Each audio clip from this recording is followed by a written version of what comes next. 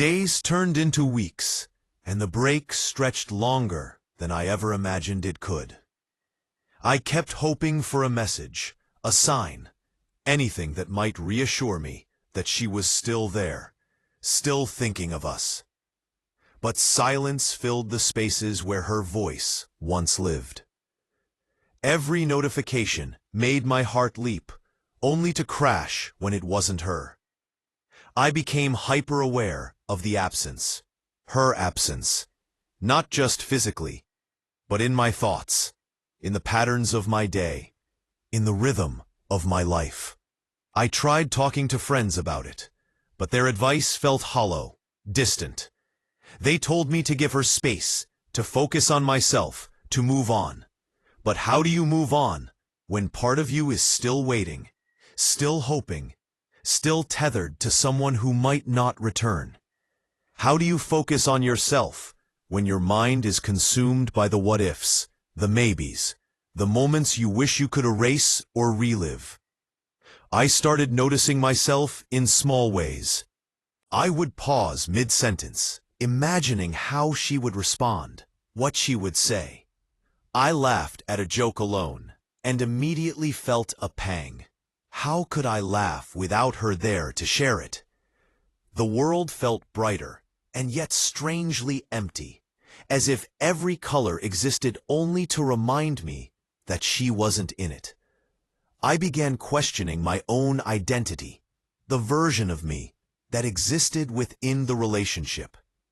Was I the person I thought I was, or just a reflection of her expectations? One evening, I found myself scrolling through old photos on my phone, the ones we took together during simpler, happier times. Each image carried weight, memory, and a silent accusation. This was what we had, and now it might be gone. I lingered on a picture of us, laughing under a golden sunset.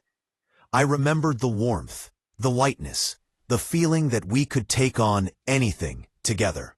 I traced her face with my finger and realized I was trying to hold on to more than an image. I was trying to hold on to hope itself. Then came the day she finally reached out. Her message was simple, almost casual, and yet my heart reacted as though she had thrown me a lifeline into the storm. I read it over and over, parsing every word, every comma, every hidden meaning. Was this an olive branch or a goodbye disguised as a hello? I didn't know. And that uncertainty, always that uncertainty, had become the most painful part of all. We began talking again, slowly, awkwardly. Every conversation was weighted with the past, with the things left unsaid, with the secrets the messages had revealed. I wanted to forgive her, to rebuild the trust that had been broken. But trust doesn't return overnight.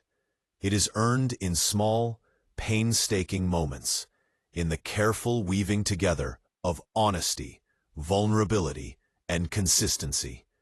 And yet, even in the fear, I felt sparks of what we had once shared. The laughter, the care, the intimacy that had made us inseparable. I learned that love after betrayal is different. It is not the same as before. It is cautious, fragile, and deliberate. It requires patience beyond what I thought I could muster, and courage I sometimes doubted I had.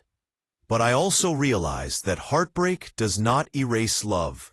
It reshapes it. It forces you to confront your fears, your weaknesses, your dependencies, and sometimes your capacity for forgiveness. I don't know how this will end.